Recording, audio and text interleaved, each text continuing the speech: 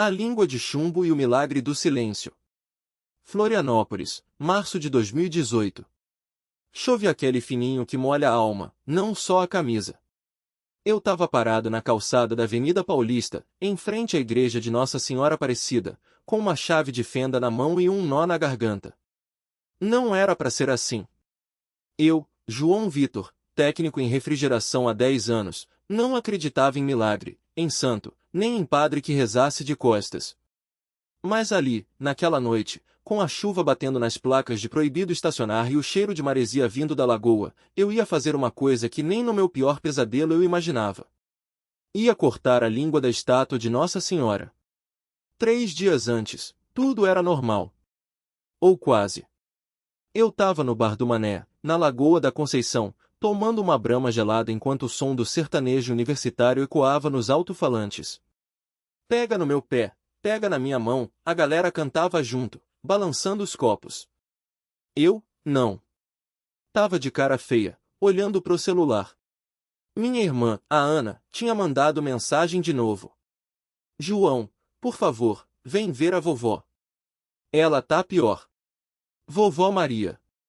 Minha avó, a única pessoa no mundo que ainda acreditava que eu tinha jeito. Ela tava com um câncer na garganta, um daqueles que come devagar, mas não perdoa. Os médicos tinham dado 6 meses. Já faziam 5. Tá ligado que isso é frescura, irmão? O Zé, meu amigo desde a época do colégio, jogou um amendoim na minha direção. Médico vive enchendo o saco. Minha tia teve a mesma coisa, tomou chazinho de arruda e sarou. Eu não respondi. O Zé não entendia. Não era só a doença. Era o jeito que a vovó olhava pra mim, como se eu ainda fosse o menino que ela levava pra missa aos domingos, antes de eu virar um cético de marca maior. Naquela noite, bêbado e puto, eu prometi pra mim mesmo, se Deus existisse, se Nossa Senhora fosse mesmo anta coisa que os fiéis falavam, ela ia salvar a vovó. Agora. Não daqui a um mês, não com uma reza bonitinha. Agora. Claro que nada aconteceu. No dia seguinte, eu tava consertando um ar-condicionado na Clínica São José, quando o padre Mateus apareceu. Ele era novo na paróquia, um cara magro, de óculos, que falava manso, mas tinha um olhar que furava a gente. João Vitor, precisamos conversar. Sobre o quê, padre? Meu ar-condicionado tá funcionando direitinho. Ele não riu. Sobre sua avó. E sobre você. Eu quase joguei a chave inglesa nele. O senhor não sabe de nada. Sei que você tá com raiva. Ele se aproximou, baixando a voz. E sei que, quando a gente tá assim, faz coisa que não tem volta. Aquilo me gelou. Como ele sabia? Naquela noite, eu voltei para a igreja. Não para rezar. Para provar que tudo era mentira. A estátua de Nossa Senhora Aparecida ficava num altar lateral, toda iluminada, com um manto azul que brilhava no escuro.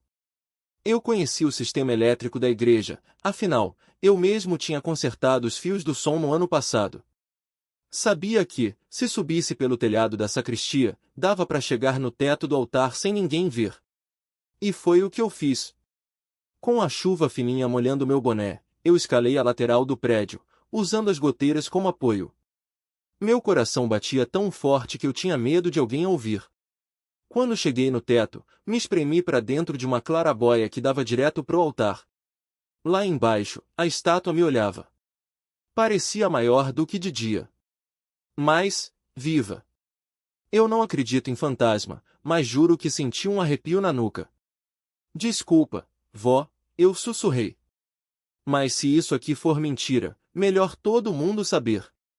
Com a chave de fenda, eu forcei a boca da estátua. Ela era oca por dentro, feita de um material leve, quase como isopor revestido. E lá dentro, como eu suspeitava, tinha um alto-falante minúsculo. Era dali que vinham as vozinhas que os fiéis juravam ouvir em momentos de oração. Claro, eu bufei. Truque de padre para encher igreja. Mas aí eu vi a língua. Uma peça de metal, fina, presas por fios quase invisíveis. Era ela que, ao vibrar, criava o som. Se eu cortasse aqueles fios, Eu não pensei duas vezes. O silêncio que falou. A lâmina do alicate cortou os fios com um estalo seco. A língua de metal caiu na minha mão, fria como um pedaço de gelo.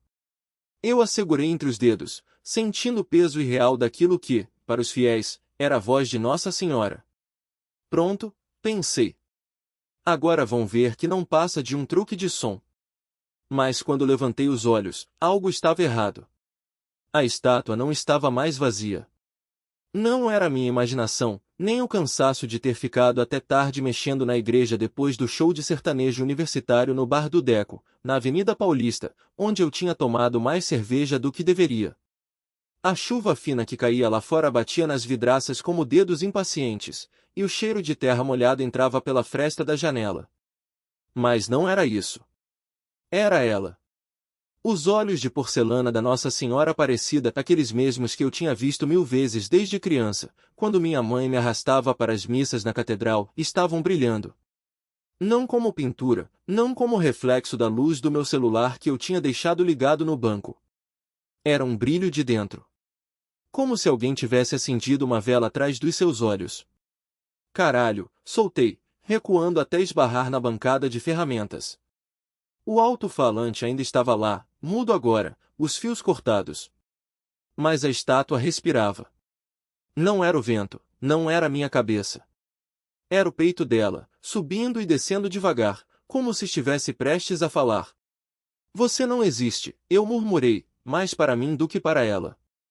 Isso é física, é som, é eletromagnetismo. Não tem milagre que não seja explicado por... Ela abriu a boca.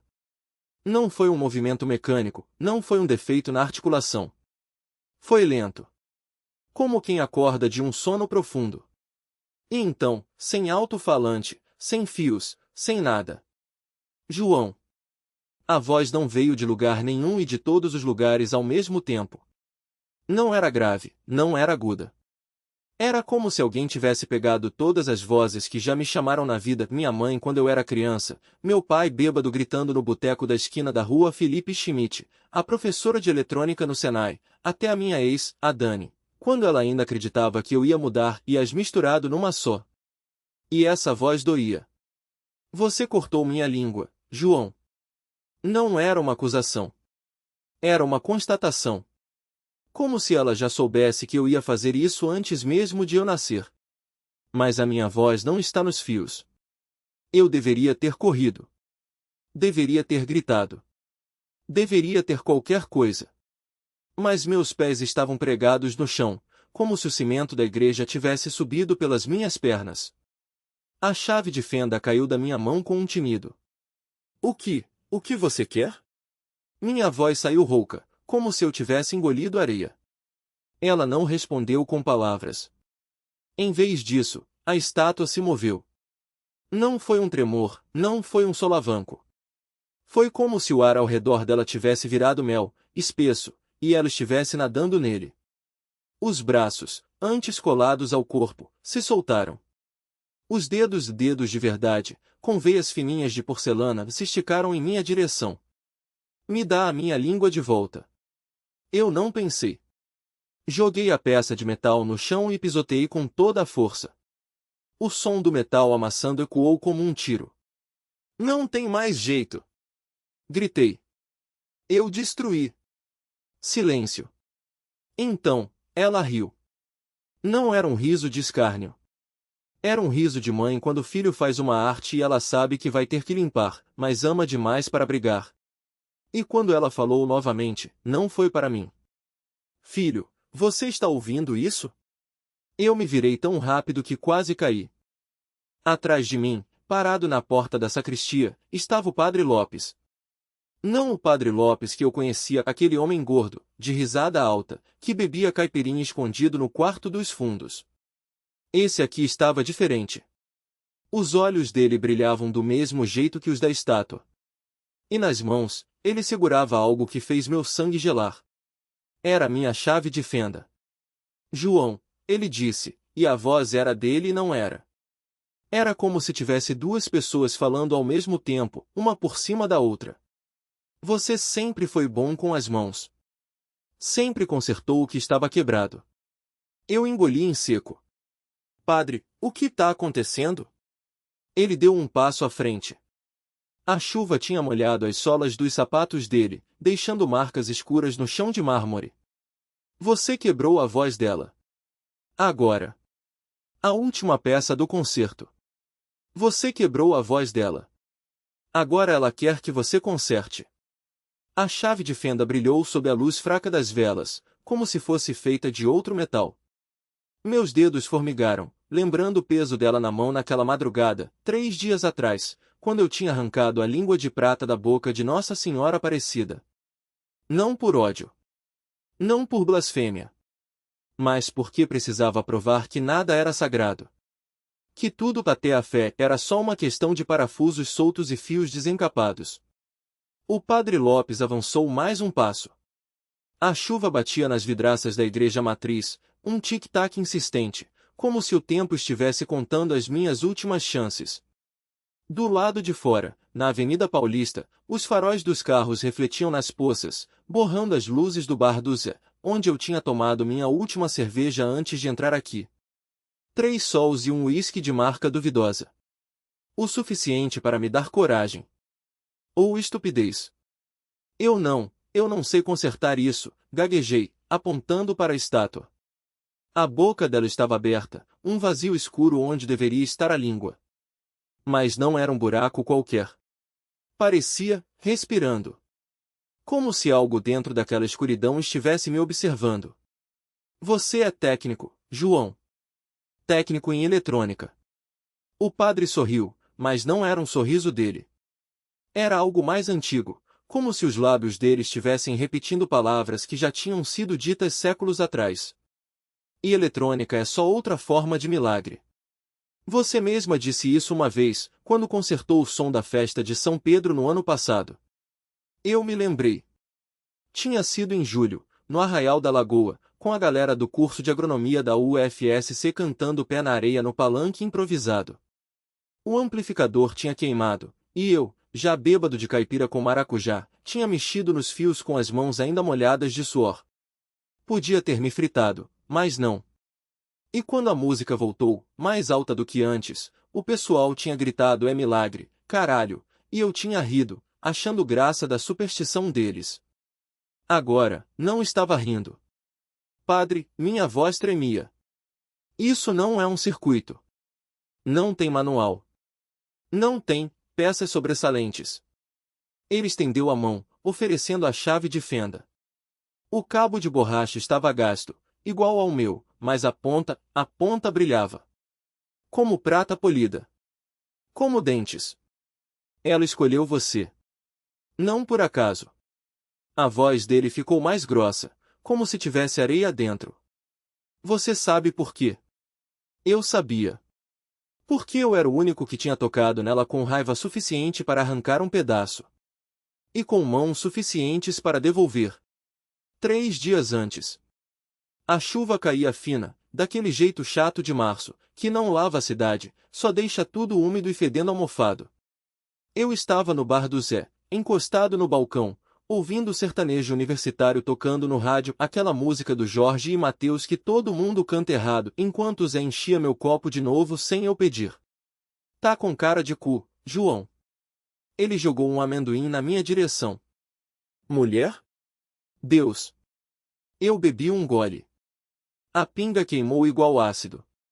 O Zé riu, mostrando os dentes amarelos. Ah, parça, esse aí não tem conserto. Ele baixou a voz, mesmo não tendo ninguém por perto além do velhinho que dormia na mesa do fundo. Mas se for para blasfemar, faz direito. Vai lá na matriz e caga na pia batismal. Eu não respondi. Mas a ideia grudou em mim, como chiclete no sapato. Porque eu tinha raiva. Não de Deus. Não exatamente. Mas daquilo que ele não fazia. Minha mãe, com câncer há 2 anos, rezando o terço até os dedos sangrarem.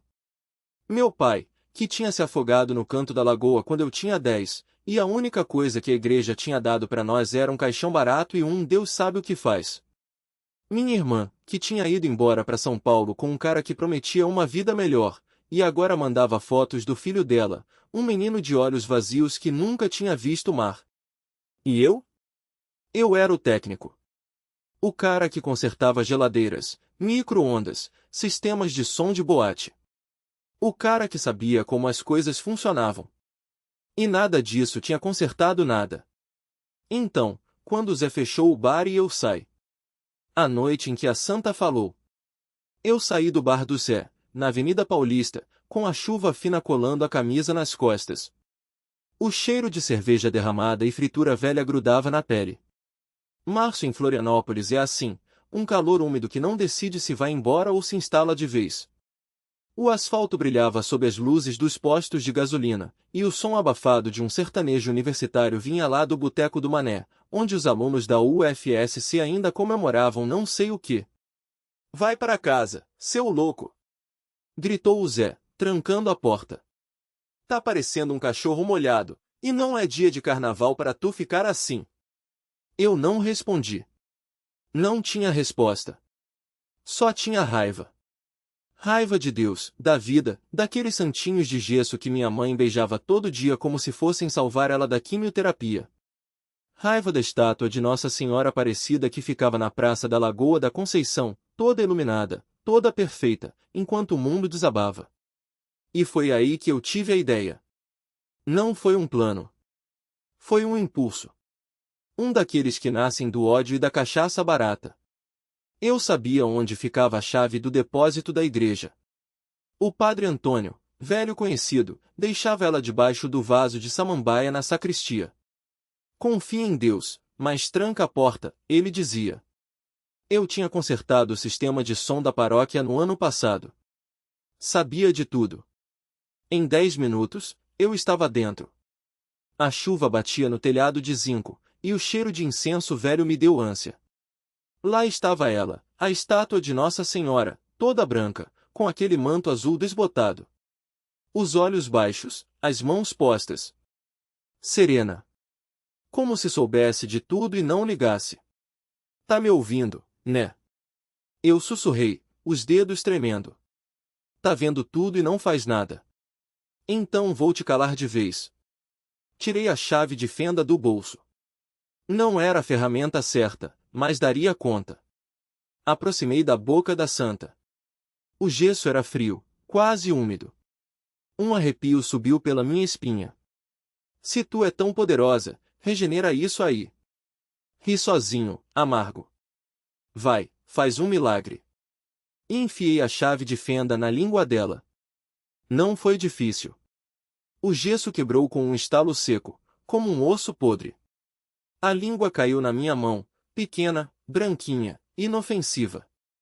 Eu a esmaguei entre os dedos, joguei os pedaços no chão e pisotei.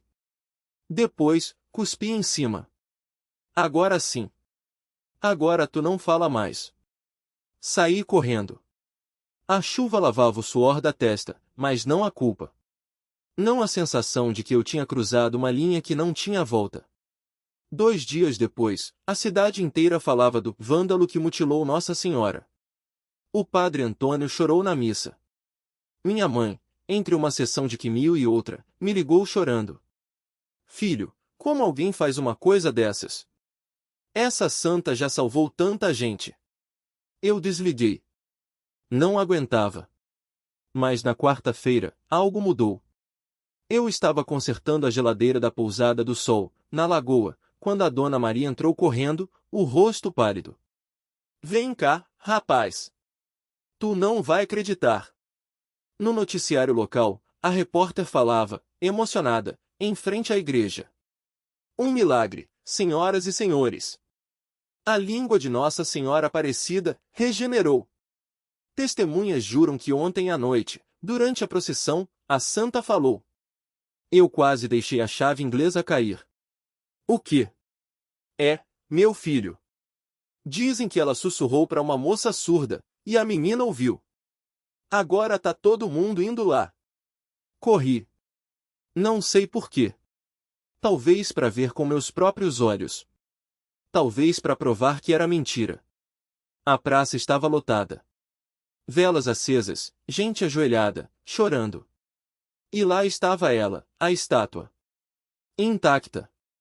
A língua estava lá. Branca, perfeita. Como se nada tivesse acontecido. Isso é truque, murmurei, empurrando a multidão. Mas então eu vi ela. No canto, sentada num banco, estava uma moça de uns 20 anos, os olhos vermelhos. Usava um aparelho auditivo. E quando ela me viu, sorriu. Você, não foi? Ela falou, a voz rouca. O homem que tirou a língua dela. Meu coração parou. Como você sabe? Ela me contou. A voz dela era baixa, mas firme. O aparelho auditivo brilhava sob a luz fraca dos postes da Avenida Paulista, onde a chuva fina ainda caía como um véu sobre a multidão. Eu sentia o cheiro de cera das velas misturado ao sal do mar que vinha lá da praia de Coqueiros, a alguns quilômetros dali. Contou como? Perguntei, a garganta seca. Ela tocou o aparelho, depois o peito. Aqui. Dentro. Eu nasci surda, moço. Nunca ouvi uma música, um riso, nada. Até hoje. Seus dedos tremiam. Mas quando você fez aquilo, eu senti uma dor. Como se algo me rasgasse por dentro. E de repente, ela fechou os olhos, eu ouvi. Um arrepio subiu minha espinha. Lembrei do barulho do cinzel batendo na pedra, da raiva que me cegou naquele dia. 3 anos antes, eu tinha perdido minha filha num acidente na BR-101, e desde então, só via Deus como um silenciador de preces. Se existe, por que não me ouviu? Eu gritava para Nossa Senhora toda vez que passava na frente da igreja. Até que, bêbado numa noite de sertanejo universitário no Boteco do Cé, na rua Felipe Schmidt, apostei com os caras que ia calar aquela santa de uma vez. E cortei a língua da estátua. E agora? Perguntei, sem saber por que ainda estava ali, em vez de sair correndo. Agora eu ouço tudo. Ela sorriu de novo, mas dessa vez tinha lágrimas. Até o que não deveria. Foi quando ouvi um sussurro. Não vinha dela. Não vinha de ninguém. Vinha, de dentro da estátua. Filho, por que me abandonaste? A voz era suave, feminina, como o vento nas folhas das figueiras da Praça 15. Meus joelhos fraquejaram. A multidão parecia não ter ouvido nada, mas eu sabia. Era real. Era ela. Mas eu não. Você cortou minha voz, o sussurro continuou, mas não minha capacidade de falar. A fé dessa menina me deu uma nova língua. E a sua dúvida me deu uma nova missão. De repente, a moça segurou meu braço. Seus olhos, antes opacos, brilhavam como se tivessem visto o sol pela primeira vez. Ela disse que você precisa ouvir também. E então, como um raio, ouvi. Não com os ouvidos. Com a alma. Era a voz da minha filha. Pai, para de correr. O mundo girou. A chuva parou. A multidão sumiu. Só havia eu, a moça, a estátua, e ela. Minha menina. Não em palavras, mas em uma certeza tão forte que me jogou no chão. Você está aqui? Perguntei, a voz quebrada. Silêncio. Mas dessa vez, era um silêncio cheio. A moça me ajudou a levantar. Quando olhei para a estátua novamente, a língua não era mais de pedra. Era, viva. Pulsava, levemente, como um coração. Ela escolheu você, a moça disse. Não para punir. Para mostrar. Mostrar o quê? Que a fé não é sobre ter respostas. É sobre aguentar as perguntas. Que o milagre não está em ouvir Deus. Está em deixar Ele te ouvir. E que às vezes, a maior prova de que algo existe, é quando ele se cala para a gente encontrar a voz dentro da gente mesmo. A moça sorriu pela última vez antes de se perder na multidão. Eu fiquei ali, sob a chuva que voltava a cair, olhando para a estátua. E pela primeira vez em anos, eu escutei. Só então entendi que todo desafio traz consigo uma lição de esperança.